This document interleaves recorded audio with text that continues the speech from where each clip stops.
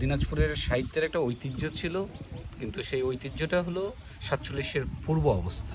সেই পূর্ব অবস্থার দিকে যদি আমরা তাকাই, দেখব যে 1903 থেকে 23 সাল পর্যন্ত উত্তরবঙ্গ সাহিত্য সম্মেলন হতো, এবং এই সাহিত্য সম্মেলনের ষষ্ঠ অধিবেশনটা সেটা ঘটেছিল এইখানটায় দিনাজপুরে 1914 সালে।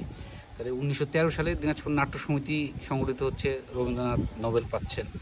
আর 14 সালে দিনাজপুরে উত্তরবঙ্গ সাহিত্য সম্মেলন হচ্ছে।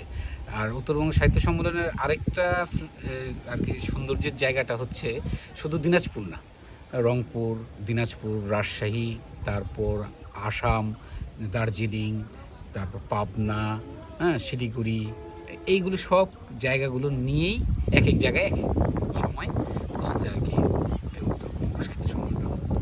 তো সেইটা 23 সাল পর্যন্ত চলে হঠাৎ স্টপ হয়ে যায়।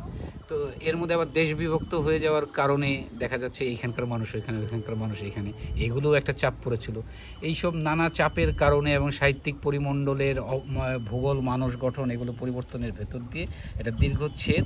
47-এ দেশ বিভক্ত হলো, দেখা গেল যে তখন নওরোজ পত্রিকা প্রতিষ্ঠা পেয়েছে তার কিছুদিন আগে মুসলিমদের দ্বারা। নওরোজ এরা আবার দেশ বিভাগের পরে নওরোজ সাহিত্য সম্মেলন করা শুরু করলো।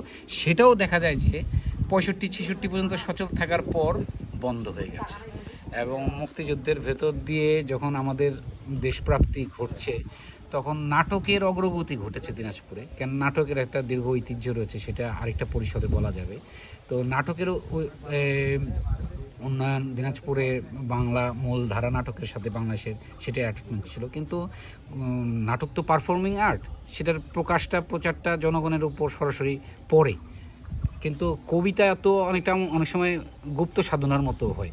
তো আমার যেমন হচ্ছে মুক্তিযুদ্ধের পরে বাংলা কবিতা যেমন দেখা যাচ্ছে যে অনেক উদ্বেলতা নিয়ে আসছে, জনসংযুক্তি ঘটাতে পেরেছে, পোস্টার আকৃতির কবিতা হয়েছে, গণমানুষের কবিতায় পরিণত হচ্ছিল। কিন্তু দিনাজপুরের কবিতাটা অনেকটা গুপ্ত অবস্থায় চলে গিয়েছিল।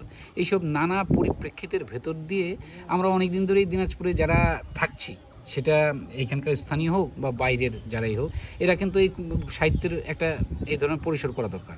এবং বিভিন্ন জেলায় দেখা যাচ্ছে যে সাহিত্য সম্মেলন হচ্ছে, ঢাকায় হচ্ছে, আবার অনলাইনের এগুলো হওয়াতে কিন্তু দেখা যায় যে অফলাইন অনলাইন অনেক ধরনের প্রোগ্রামের নিচ্ছে। কিন্তু আমরা বিভিন্ন প্রোগ্রামে বিভিন্ন জেলায় যাই, ঢাকায় যাই, ওরা তখন বলে যে কী ব্যাপার, দিনাজপুরে এই ধরনের হয় না।